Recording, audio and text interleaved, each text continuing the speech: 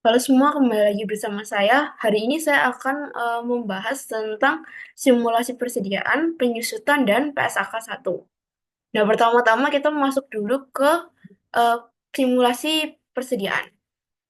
Kita bakal pakai eh, caranya itu namanya Vivo Perpetual. Ada beberapa cara. Ada Vivo yang hari ini kita bakal bahas itu Vivo Perpetual dan Average Perpetual.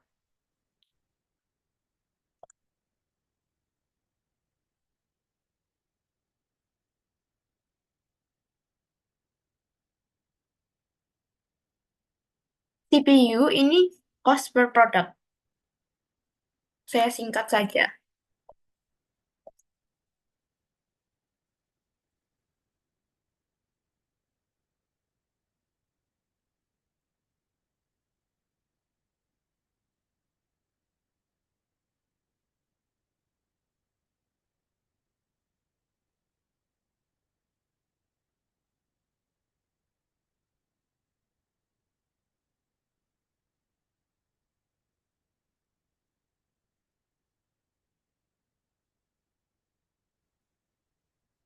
Nah, Vivo Perpetualnya kayak gimana? Vivo ini namanya first in, first out.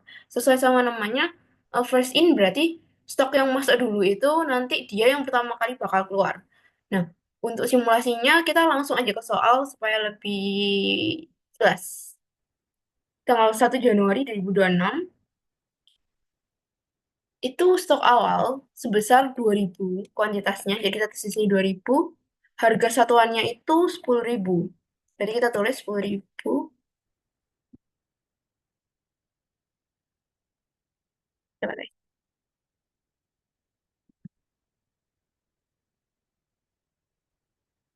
Oke. Terus habis kenapa ini masih di.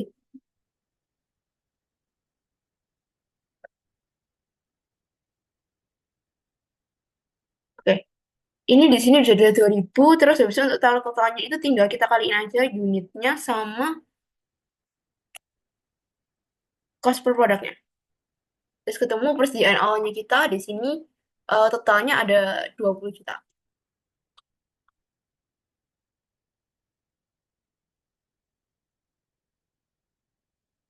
Lanjut ke nomor berikutnya, nomor 5. Ini ada pembelian. Dia ini membeli 2.000 unit dengan apa semuanya jadi date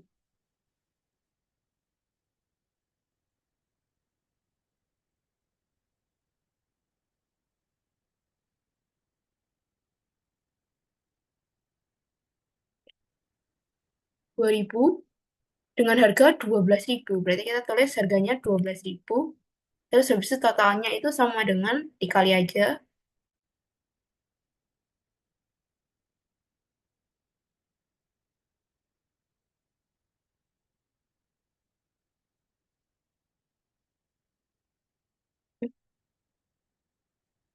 Terus stoknya nambah juga.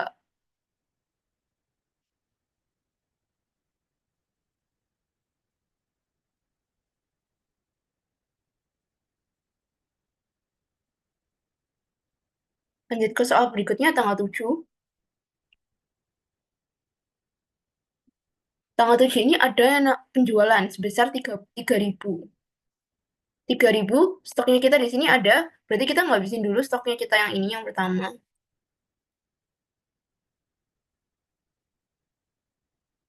Terus habis itu, karena ini lakunya sebesar 3.000, berarti kita cuma pakai 1.000 lagi. Jadi kita tulis 1.000, terus harganya kan di situ 12.000, terus kita kalikan, terus kita jumlah.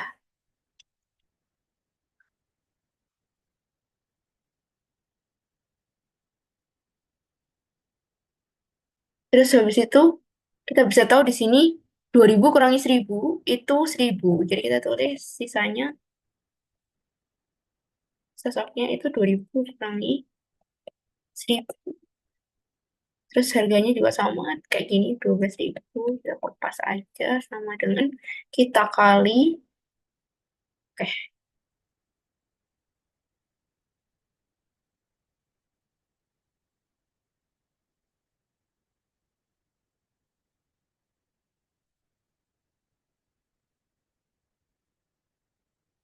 Nah, untuk kenapa dia itu pakai harganya yang ini, yang di sini bukan yang di sini, karena ini harga satuannya ini itu bukan harga dari modalnya kita. Ini kan bukan pokok penjualan. Berarti modalnya kita. Kalau misalnya yang 15.000 ini kita tuh jualnya dengan harga berapa? Lebih ke kayak gitu. Jadi karena kita ngitungnya itu beban pokok penjualan, kita angkanya ininya pakai yang ini yang dari stok. Karena ini kan kita untuk em, ngecek sisa persediaan aja, bukan kayak gimana gimana. Seperti itu guys. Jadi pakainya yang ini pokok. Yang ini yang dari persediaan. Kalau kalau penjualan tuh pakai yang dari persediaan, jangan pakai yang di sini. Nanti salah.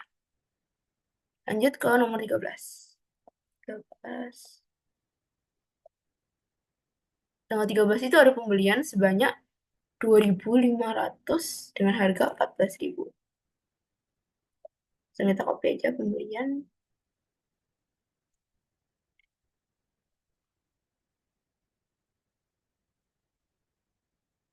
Sebenarnya pembelian 2.514.000.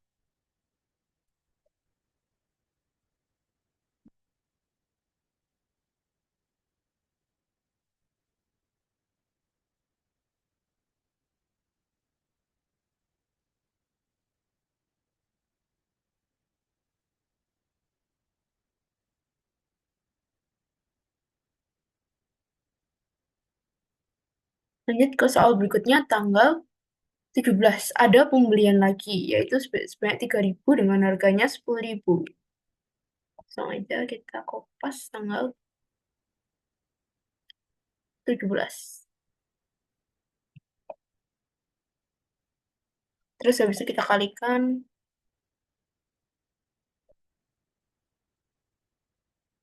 yang awalnya segini.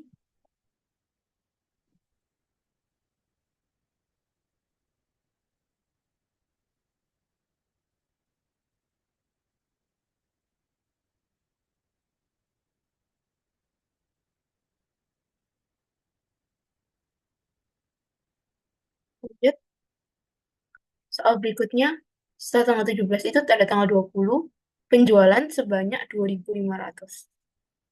Penjualan sebanyak 2.500 bisa kita lihat di sini kalau kita stoknya ada 1.000. Jadi kita nggak bisa yang stok yang ini dulu, yang 1.000 dulu.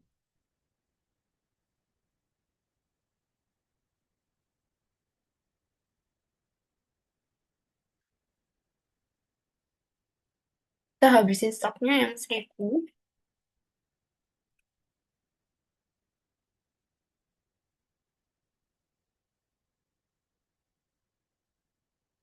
Tanggalnya 20.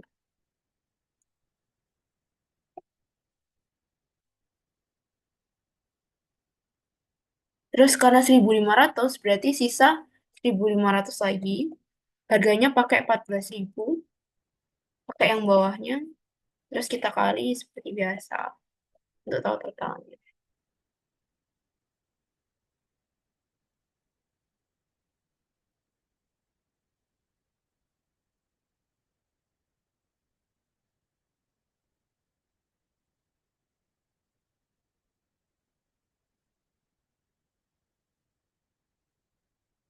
Terus karena ini stoknya sudah habis, terus ini sisanya tinggal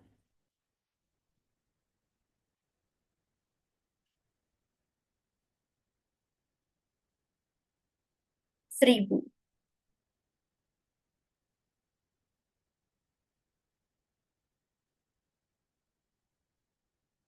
Sisanya tinggal 1.000, harganya 14.000. Langsung kita kali.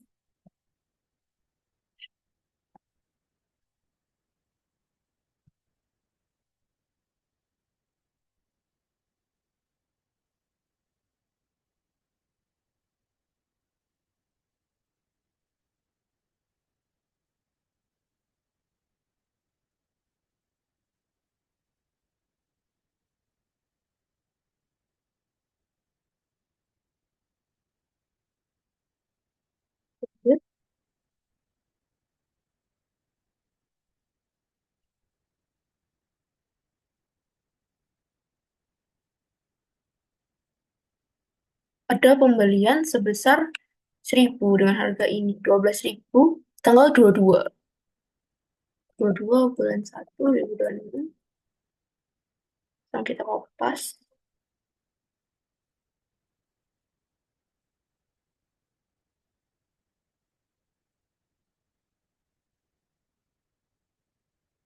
Dikali lagi karena pembelian berarti nambah stok.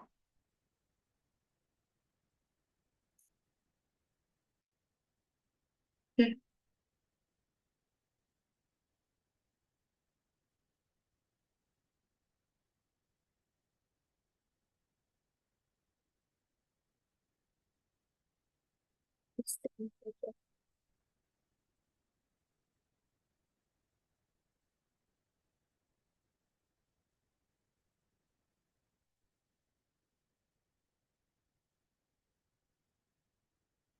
eh supaya nggak ini tadi nggak berubah angkanya jadi ini tak string.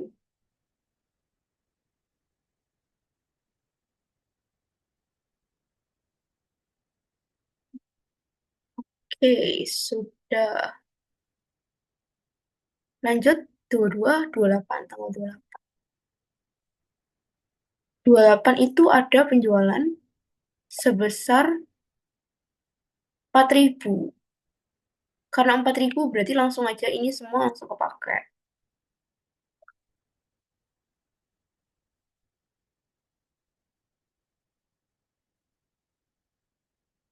Terus ini desain.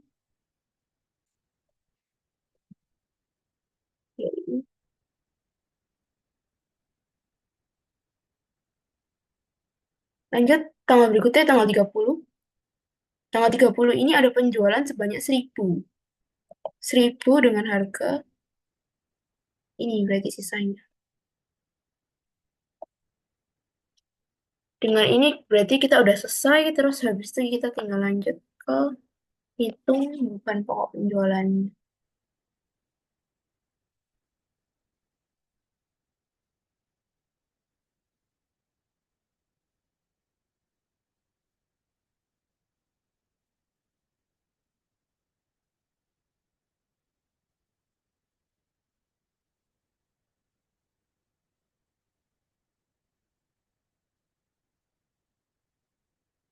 Beban pokok penjualan itu adalah total dari semua bebannya. Ini berarti ini ditambah ini tambah ini ditambah ini 121 juta. Terus habis itu kita juga harus ngitung sisa persediaannya. Sisa persediaan. Sisa persediaannya bisa kita lihat di sini kan nggak ada nih. Berarti sama dengan nol. Untuk default row sudah kita gunakan. Mungkin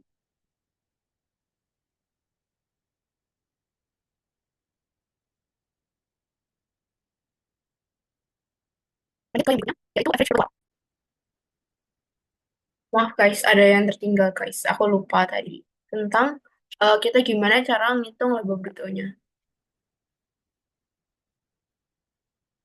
Jadi untuk menghitung laba bruto itu mudah saja. Caranya itu cuma perlu total penjualan dikurangi beban pokok penjualan.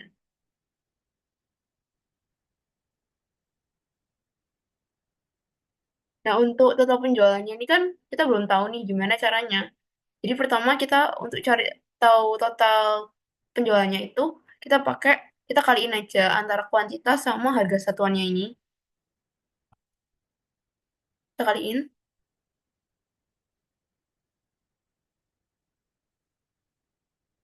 Terus habis itu supaya tahu total penjualannya berapa, kita tuh pakai rumus sum if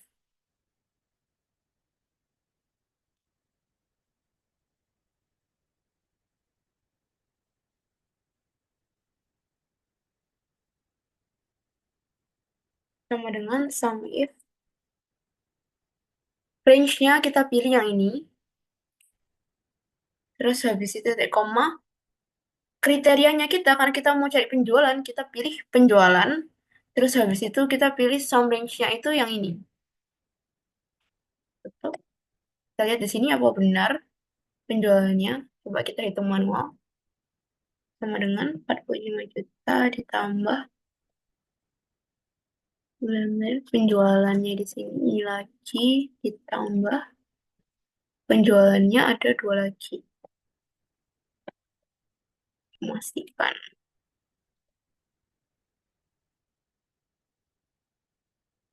Oke, berarti udah benar ya. Rumusnya juga sudah benar. Terus habis itu jangan lupa ini di string semua saja guys.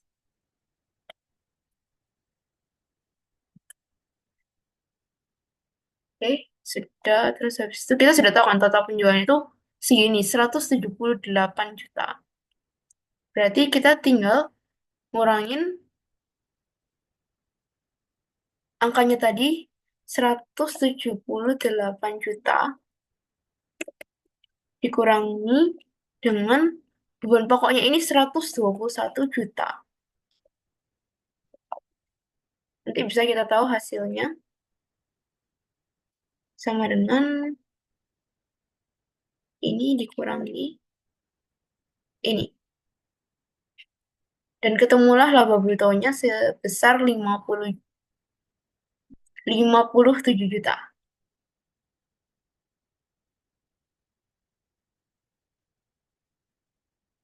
Sudah.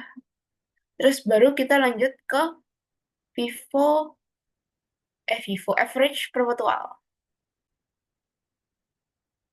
Oke, lanjut untuk average perpetual. Kita tulis di sini average perpetual. Nah, untuk average perpetual ini sesuai dengan judulnya ya. Berarti artinya dia itu ngitungnya nggak kayak gini, kayak kalau first in first out kan yang masuk dulu yang keluar dulu. Kalau average itu benar-benar semuanya di rata-rata. Caranya gimana? Langsung aja ke pengerjaannya supaya nggak bingung.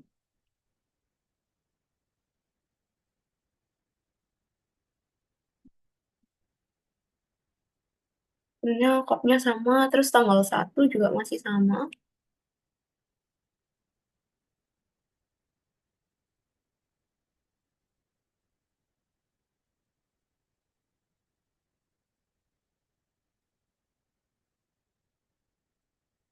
Tanggal 2 baru mulai berbeda. Pembelian sebanyak 2.000, harganya 12.000. Ini masih sama.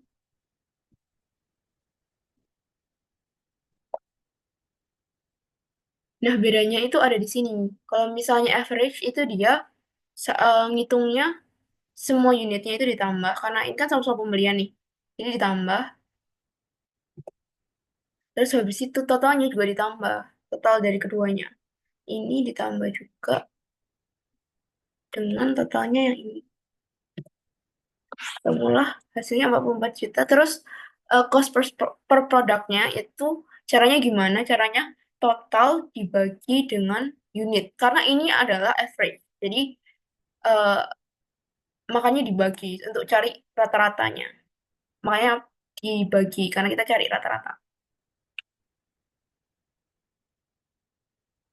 Lanjut ke berikutnya soal nomor 7. 7 itu ada penjualan.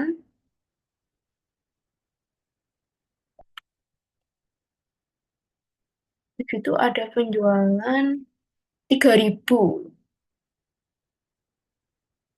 sebesar 3.000.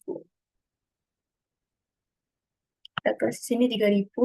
Terus habis itu CPU ya kita pakai harganya yang ini.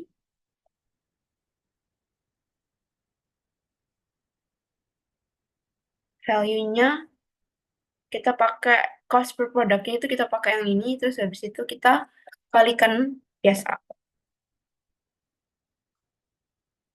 Temu totalnya segini.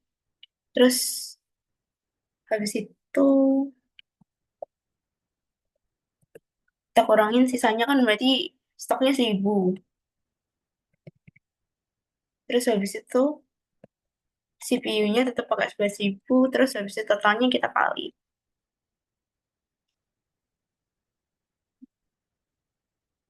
Hmm, coba guys. Lebih akurat kok kayak gini. Ini dikurangi dengan ini. Terus habis itu ini sama dengan yang ini dibagi dengan yang ini. Nah, kayak gitu.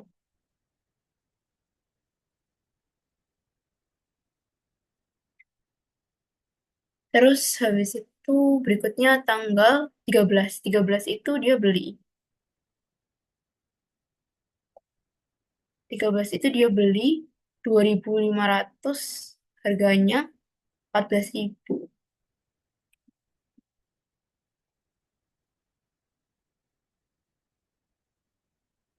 2.500 harganya 14.000.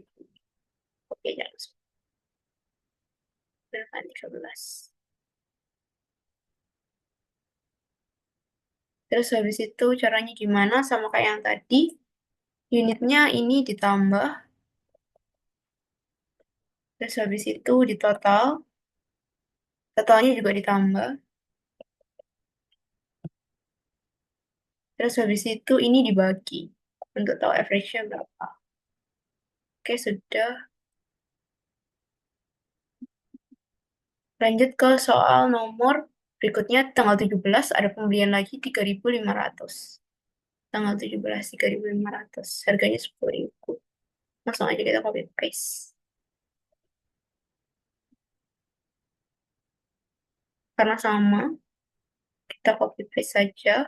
Terus habis itu kita tambah ini unit. Rumusnya sama. Rumusnya sama sih guys. Jadi harusnya ini ditambah dengan ini. Kayak tadi 6.500 makanya. Terus habis itu ini juga sama. 4.000, 46 juta tambah 30 juta. Jadi 76 juta. Terus ini juga. Ini dibagi dengan ini. Terus lanjut ke soal berikutnya. Soal tanggal 20. Tanggal 20 ini ada penjualan. Tanggal 20 ini ada penjualan sebesar 2.500. Benar? Benar sekali. Tanggal 20, 2.500. Terus harganya pakai harga yang ini. Yang value. Terus habis itu ini kita kali.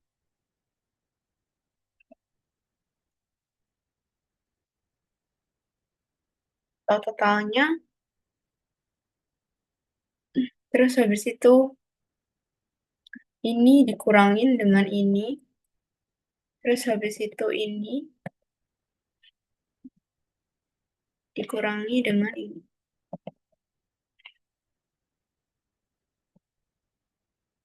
Karena penjualan.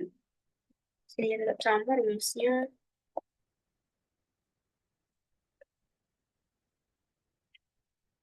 11.000. Tetap ya ternyata.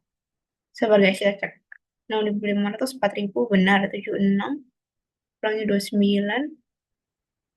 Ya, kurang lebih betul. Ini bener ya, nggak berubah.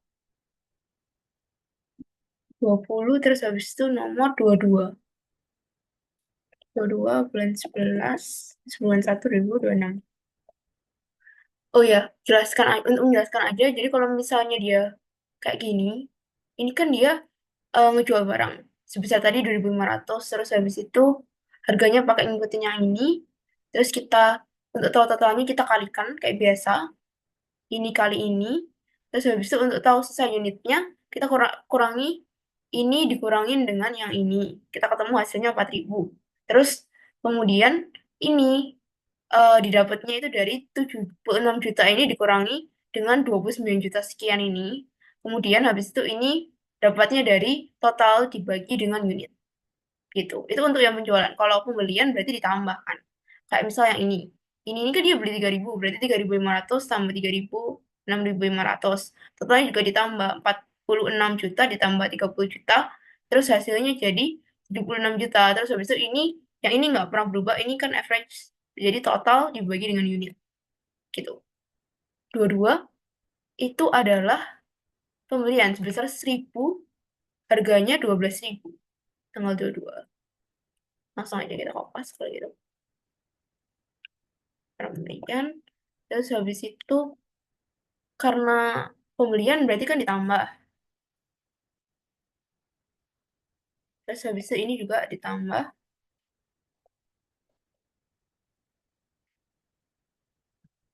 Rumusnya ini sama. Oke, seperti yang aku jelaskan tadi. Karena ini ya ini dibagi, terus karena pembelian ini ditambah sama ini tambah ini, total tambah total, unit tambah unit. 22, 28. 28 itu penjualan, 4.000. Penjualan sebesar 4.000,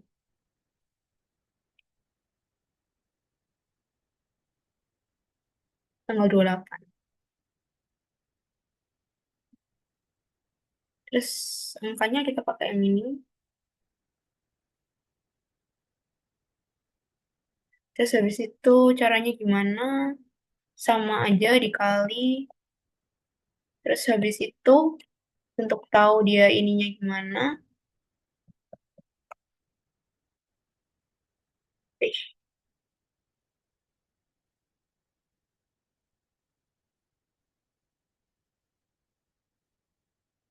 kita cek.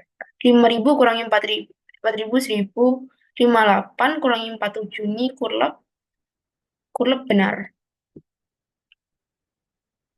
Oke, lanjut soal berikutnya. Soal tanggal 30. 30 itu 30 dan 1, 2, 6. Tanggal 30 itu dia jual sebanyak 1.000. Oke,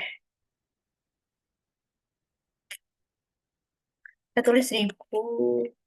Harganya ini.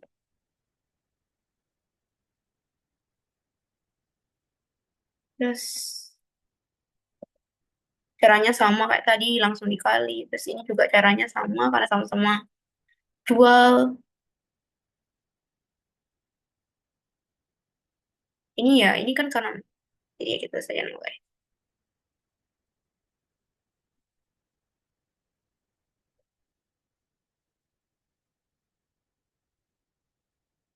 Terus sudah deh, beban pokok penjualan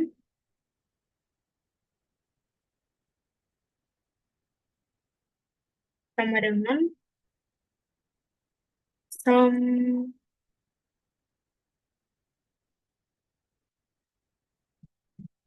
terus sisa persediaannya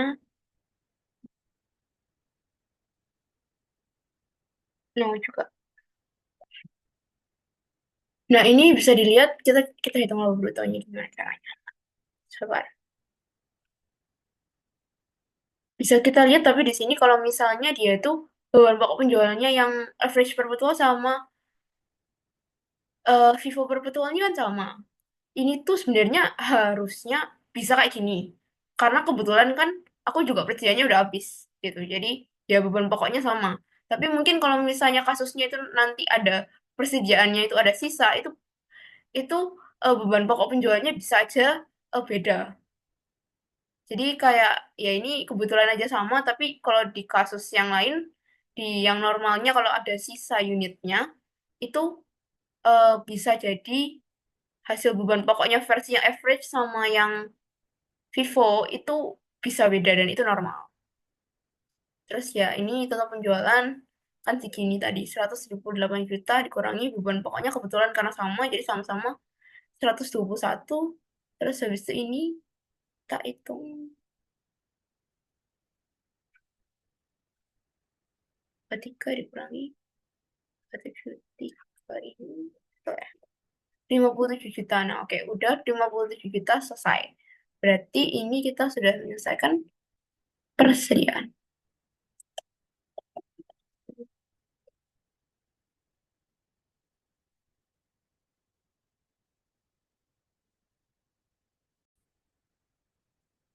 Oke, melanjutkan untuk penyusutan.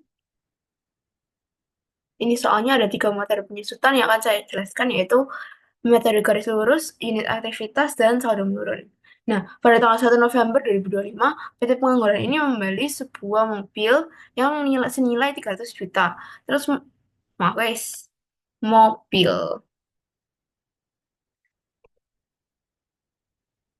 Mobil tersebut diperkirakan memiliki umur manfaat 4 tahun atau 2.000 kilometer dan memiliki nilai residu sebesar 10 juta. Mobil itu digunakan sebesar 6.000 kilometer pada tahun 2025, 4.000 pada tahun 2026, 5.000 pada tahun 2027, 5.000 pada tahun 2028, dan 4.000 pada tahun 2029. Nah, pertama-tama saya bakal jelasin untuk metode garis lurus dulu. Jadi kita tulis saja dulu. Metode garis lurus.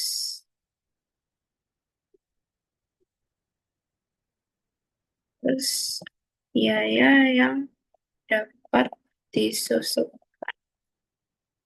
Biaya yang dapat disusutkan ini ya sesuai dengan namanya yang bisa disusutkan. Karena eh, ada nilai residu ya sebesar 10 juta. Jadi biaya yang dapat disusutkan itu hanya 300 juta dikurangi dengan 10 juta, yaitu 290 juta. Terus untuk tahu rate-nya untuk setiap tahunnya, itu caranya adalah dengan 4, karena dia untuk 4 tahun, dikali 100% dibagi 100% dibagi dengan 4 tahun. Muncullah angkanya 25% untuk rate-nya. Dapatnya dari situ untuk tahu dia 1 tahun itu turunnya berapa. Terus habis itu kita langsung bikin tabelnya tahun.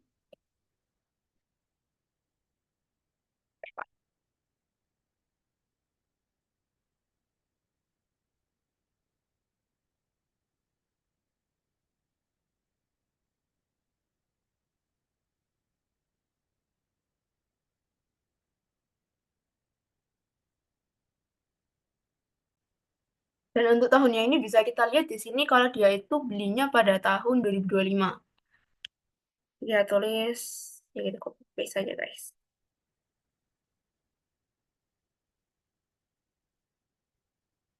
Kenapa dia itu ngomongnya cuma 4 tahun, tapi kita tulis di sini sampai tahun 2029, itu ada kaitannya sama yang namanya partial year. Partial year itu artinya kayak, ini kan aku belinya PT Pengangguran ini kan pada tanggal 1 November. Sedangkan 1 tahun itu ada 12 bulan. Nah, partial year ini fungsinya apa? Untuk kayak lebih detail aja gimana dia itu kan baru start dipakai November kan. Berarti ya kita hitungnya itu dia mulai November gitu.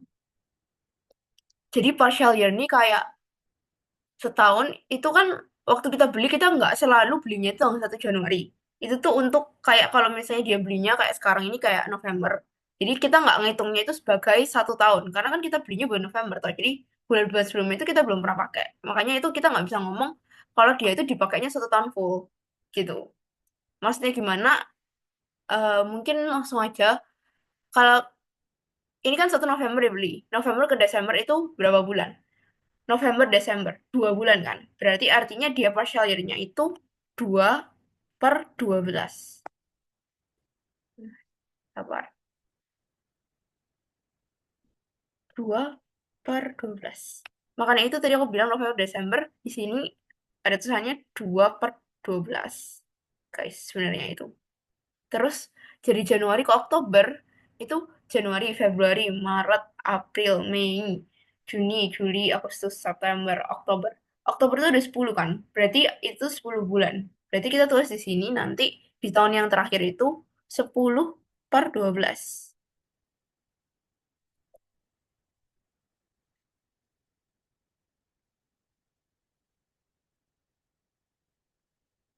10/12. Nah ini juga 0,83. Karena di tahun pertama kita nggak pakai itu full. Nah, untuk biaya yang dapat disusutkan, itu kan bisa kita lihat di sini kan. Biaya yang dapat disusutkan ini em, langsung kita kopas aja.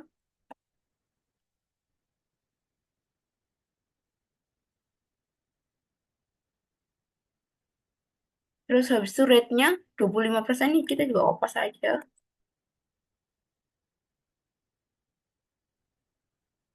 partial year-nya ini kan sesuai sama yang tadi, yang tahun 2026, 2027, 2028 ini aman. Mereka dipakainya 1 tahun full. Terus beban penyusutannya itu caranya gimana? Kita bisa lihat caranya itu dengan biaya yang dapat disudutkan dikali dengan rate-nya dikali dengan partial year-nya. Itu bisa langsung keluar angkanya. Kita langsung drag aja. Terus untuk akumulasinya itu caranya gimana? Itu ya sesuai namanya guys, akumulasi. Caranya gimana? Akumulasi sebelumnya ditambah dengan beban penyusutan tahun yang sama, tahun tersebut. Akumulasi penyusutan di tahun sebelumnya ditambah dengan beban penyusutan di tahun yang sama. Gimana jelasinnya? Mungkin kayak akumulasi penyusutan tahun N-1 ditambah dengan beban penyusutan tahun N. Nah, kayak gitu guys. Kalau kalian bingung. Terus habis itu nilai buku ini dapatnya dari mana? Nilai buku itu adalah harganya dikurangi dengan akumulasi penyusutan.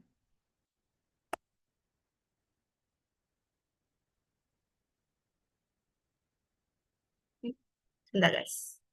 Kok ada yang... Oh ya, oh ya sih ini harusnya di string guys. Makanya kok salah. Nah, ini kan sesuai residunya juga 10 juta. Gitu. Halo guys, jadi tadi ada sedikit revisi soal. Kalau kalian notice, yes. Kali ini soalnya awalnya ini. Kita revisi guys soalnya. Yang ini sebesar 3.000. Yang ini sebesar 3.000. Yang 2029. Kayak gitu. FYI aja. Terus habis itu kita lanjut. Habis metode garis lurus, kita pakai metode unit aktivitas.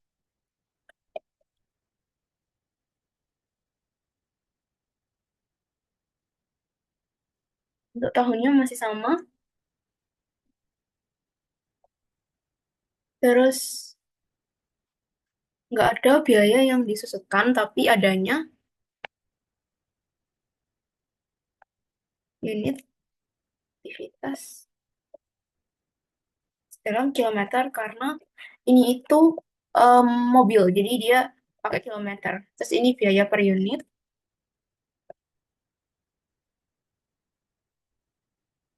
Terus beban penyusutan, ini sama beban penyusutan.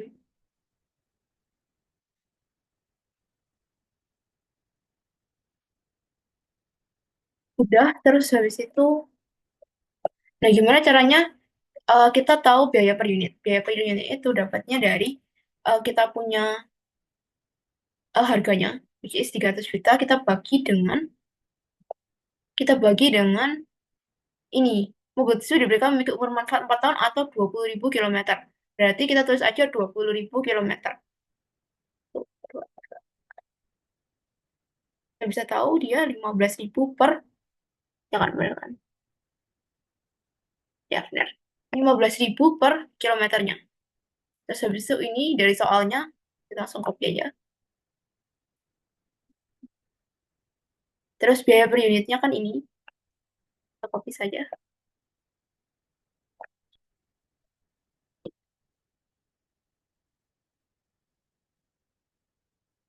Bahwa penyesuaian yang dapat dari mana? Bahwa penyesuaian itu adalah unit aktivitas dikali dengan biaya per unitnya. Terus di sini keluar hasilnya, kita langsung drag aja terus ke bawah.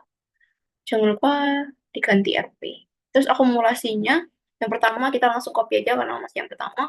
Terus untuk yang berikutnya, itu adalah akumulasi tahun N-1 ditambah dengan beban penyusutan tahun N. Terus kita langsung drag ke bawah.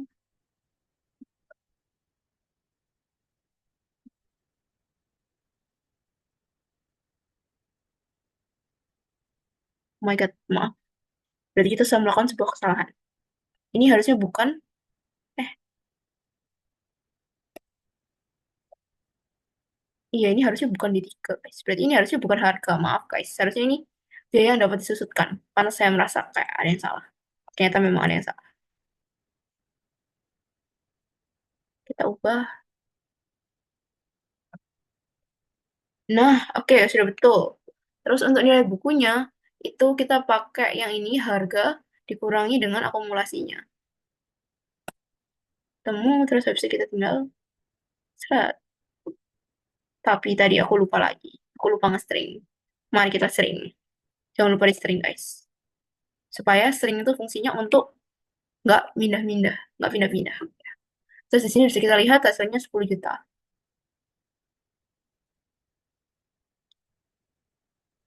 Next, kita lanjut ke metode berikutnya, yaitu saldo menurun. Metode saldo menurun ganda.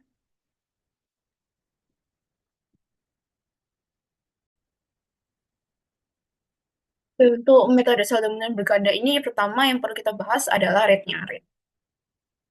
Nah, rate-nya ini itu adalah beda kayak yang garis lurus itu. Kalau garis lurus itu kan 25%. Perhitungannya kan dapat dari sini. 100% dibagi dengan 4 tahun. Kalau misalnya saldo menurun berganda, karena dia ganda, jadi ya itu dikali 2%-nya dari yang saldo garis lurus. Jadi 25% dikali 2. Ini harusnya persen. Oke, ini sudah 50%, terus kita bikin tabelnya.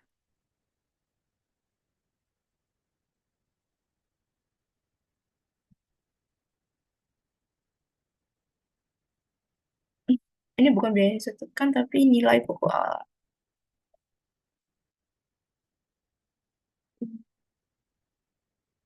Red partial year, terus bulan penyusutan, akumulasi penyusutan, nilai buku, akhir. Oke, sudah. Terus ini tahunnya masih sama. Nilai bukunya kita bukan pakai yang ini, tapi kita pakai yang ini, 300 juta. Kita pakai nilainya 300 juta, terus rate-nya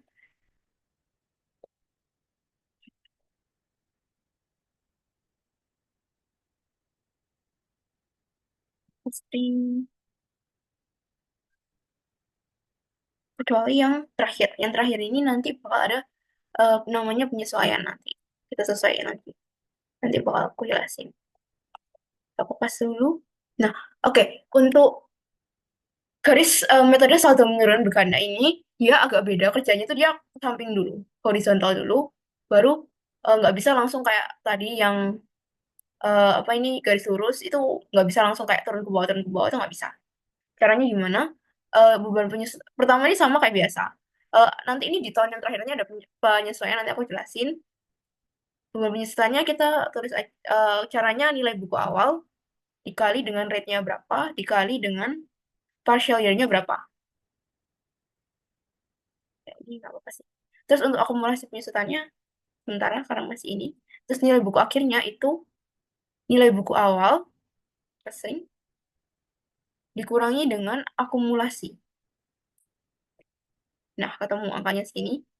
Terus habis itu kalau misalnya untuk nilai buku awalnya ini, kita pakainya dari nilai buku akhirnya yang tahun 2025. Jadi nggak 300 juta, tapi ngikutin. Nah, kayak gitu.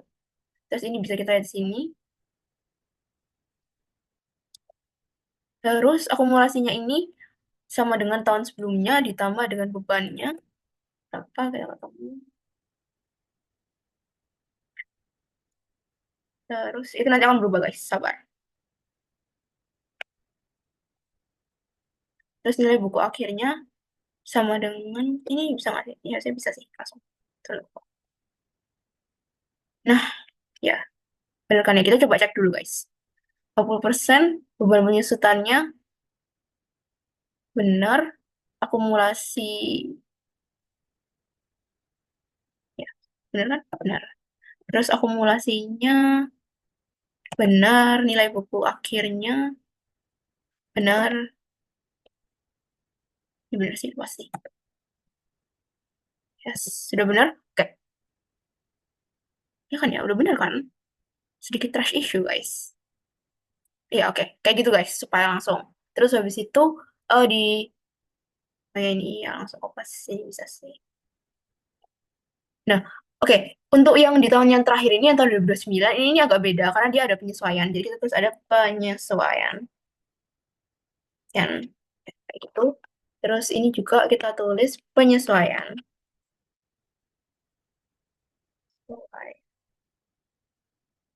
Nah, kalau misalnya kita hitung kayak yang tadi, misal yang cara biasa, coba.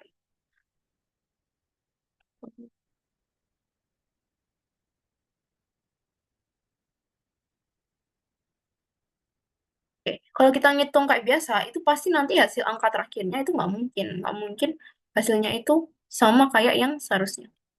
Kalau kalian perhatikan sini, salah. Harusnya kan nilai bukunya itu 10 juta, tapi di sini malah 20 juta. Jadi emang di sini tuh ada penyesuaian. Makanya kita ganti di sini. eh so, ya, kita abaikan saja ini. Karena tadi hasilnya beda. Nah, nilai buku akhirnya ini kan harus 10 juta. Jadi ya kita terus aja dia 10 juta. Terus habis itu cara cari beban penyusutannya gimana? Tinggal sama dengan nilai buku awalnya itu dikurangi dengan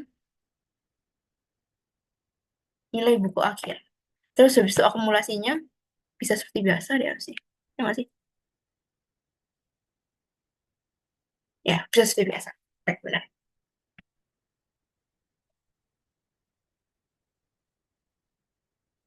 Kita cek. Harusnya sih belum benar ya, Mas. Oke, sudah guys, sekian. Kita akan lanjut.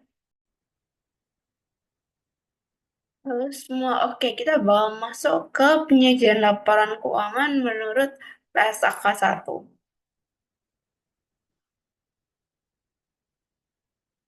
Nah, untuk tujuannya sendiri, dia punya General Purpose Financial Statement yang menetapkan dasar penyajian laporan keuangan untuk tujuan umum agar dapat dibandingkan baik dengan yang periode sebelumnya atau dengan entitas lain.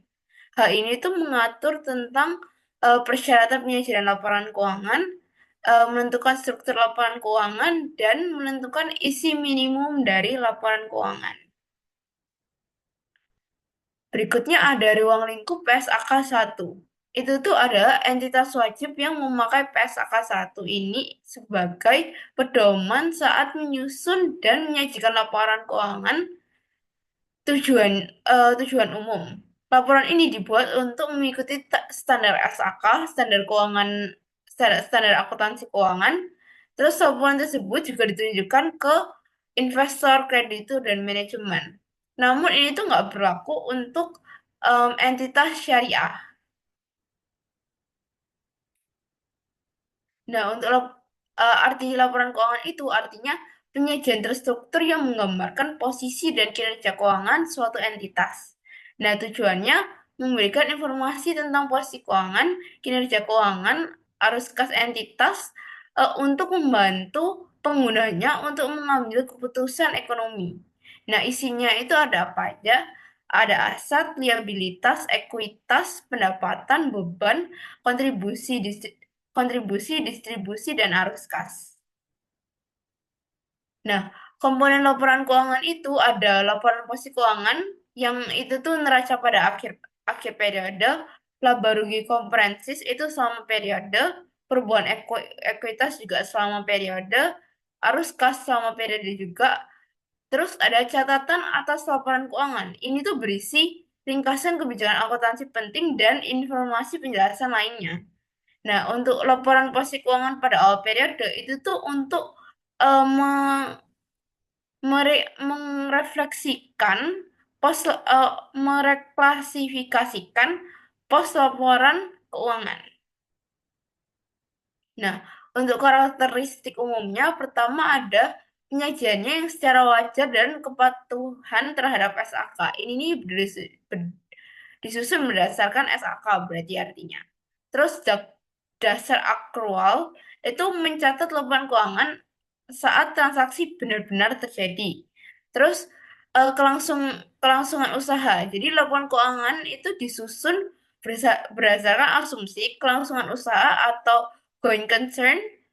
Laporan keuangan harus mengungkapkan fakta jika terjadi pelanggaran asumsi kelangsungan, kebangkrutan, dan sebagainya.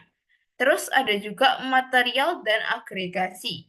Jadi penyajian laporan keuangan tentang hal yang material yang mempengaruhi mempengaruhi hasil akhir laporan, dan menyatukan hal-hal non-material dalam satu catatan agar tetap ringkas dan mudah dipahami. Terus berikutnya ada saling hapus. Entitas itu tidak diperankan untuk menghapus aset liabilitas, penghasilan, atau beban satu sama lain kecuali jika diizinkan secara khusus oleh suatu pernyataan standar akuntansi keuangan, PSAK. Nah, frekuensi laporannya, laporan keuangan itu biasanya disajikannya secara tahunan. Jika periode pelaporan itu berubah dan pelaporan keuangan itu tidak mencakup periode 1 tahun penuh, entitas itu harus em, mengungkapkan alasan, fakta, dan dampaknya. Terus ada komparatif.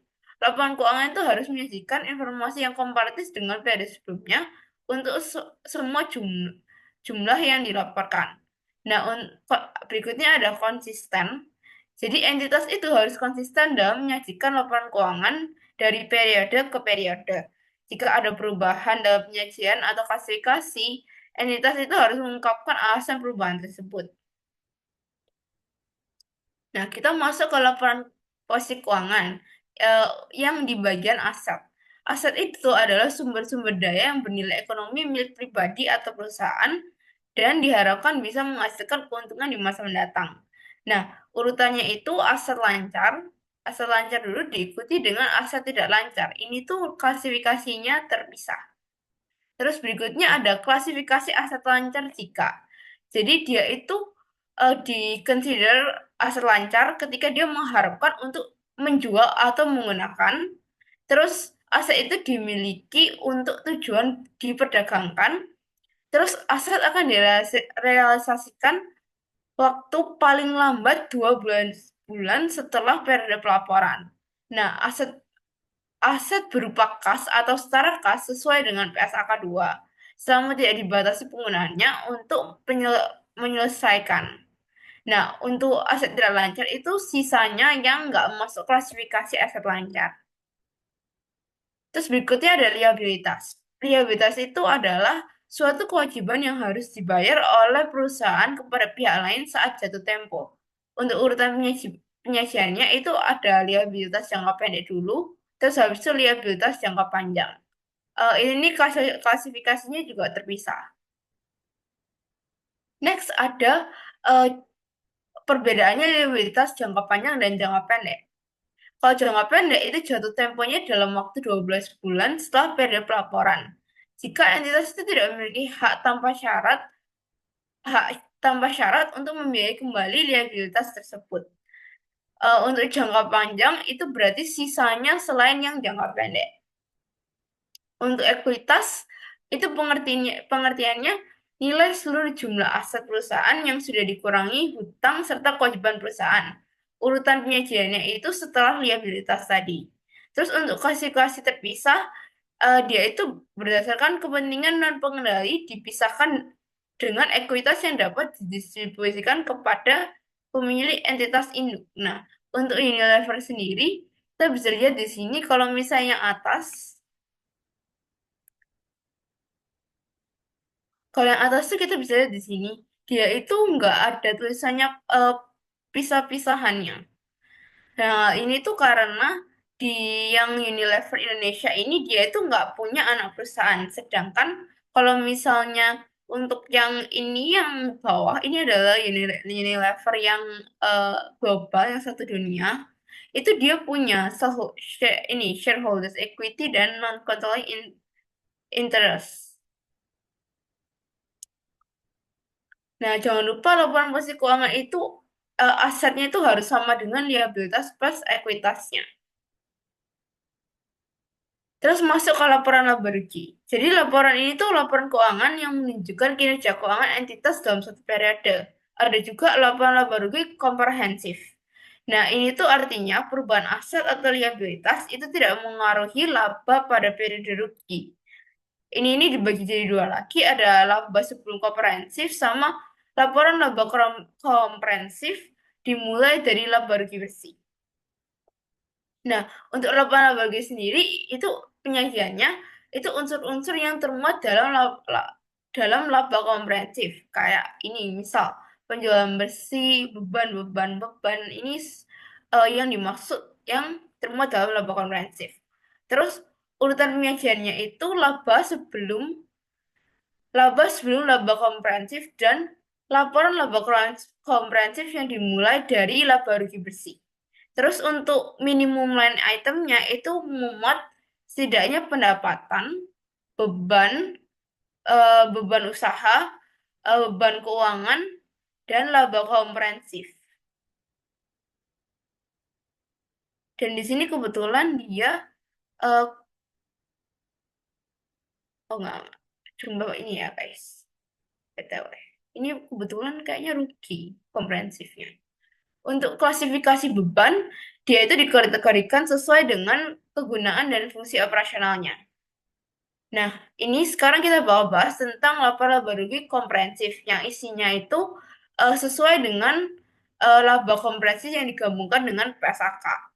Untuk urutan penyajiannya, laporan laba komprehensif itu dimulai dengan dari laba atau rugi bersih ini. Terus habis itu atribusi laba itu dilakukan secara rinci kepada pemilik entitas induk maupun kepentingan non pengendali. Bisa dilihat di sini. Terus untuk laporan perubahan ekuitas itu menunjukkan laba. Jadi sesuai ketentuan untuk menunjukkan laba secara transparan. Makanya di sini bisa dilihat kalau ini tuh udah cukup jelas. Terus untuk pelaporan dividen itu memakan dividen yang diatribusikan kepada pemegang saham. Ini bisa dilihat di sini. Ini. Terus catatan atas laporan keuangan. Nah, hal ini itu menyajikan informasi dasar penyusunan laporan keuangan dan kebijakan akuntansi. Terus mengungkapkan dasar pengukuran kebijakan relevan dan asumsi dalam estimasi. Yang ketiga, mengungkapkan informasi yang disyaratkan PSAK yang tidak disajikan di bagian lain laporan keuangan. Terus memberikan informasi yang relevan untuk memahami laporan keuangan termasuk pengelolaan modal. Terus penyajian catatan atas laporan keuangan secara sistematis dan praktis. Terus dia ini memberikan pengungkapan lain yang berhubungan dengan modal dan dividen. Bisa dilihat di sini, menyajikan jumlah dividen yang diumumkan atau yang diumumkan sebelum penyelesaian laporan keuangan, terus mengungkapkan jumlah dividen preferen yang belum diakui. Next ada pengungkapan informasi yang tidak disebutkan dalam laporan manapun, diantaranya kayak domisili dan domisili bisa dilihat di sini. Terus habis itu eh, bentuk hukumnya, terus habis itu negara pendirinya, terus alamat kantornya ini dan lokasi kantor utama. Nah, terus ada juga keterangan mengenai sifat operasi dan kegiatan utama entitas, ini produksi, distribusi dan lain-lain. Nama entitas induk dan nama entitas induk terakhir dalam kelompok usaha. Bisa dilihat ini yang terakhir, ini level PLC. Terus bagi entitas dengan umur terbatas, informasi mengenai umur entitas. Berikut adalah daftar pustaka yang saya gunakan. Sekian, terima kasih.